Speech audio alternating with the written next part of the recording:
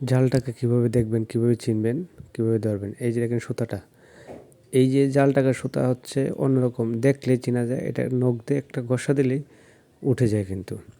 এই যে দেখেন এই যে সুতাটা আপনি নখ দিয়ে একটু বাড়ি দিবেন, উঠে যাবে। আমি তুলছি না, অন্যভাবে নষ্ট করবো, শুধু দেখানোর জন্য দেখিয়ে দিচ্ছি যে নখ দিয়ে এইভাবে ঘষা দিবেন।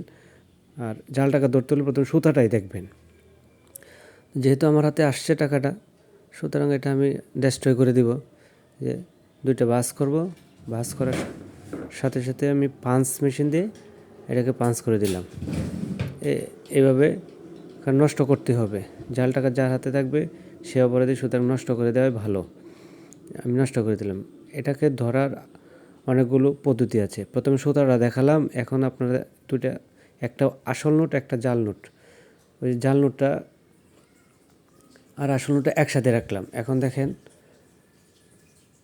এই যে এই পাশে এই যে কালারটা, এই যে কালার 1000 লেখা আর ওই পাশে 1000 লেখা, দুইটা লেখার মধ্যে অনেকটা পার্থক্য। একটা লেখা দেখবেন রং পরিবর্তন হচ্ছে, আর একটা হচ্ছে না। আর এই যে ডট ডটগুলো আছে, ডট ডটগুলো হাতে বাজবে, ওটা বাজবে না। এ হচ্ছে জাল টাকা ধরার সিস্টেম।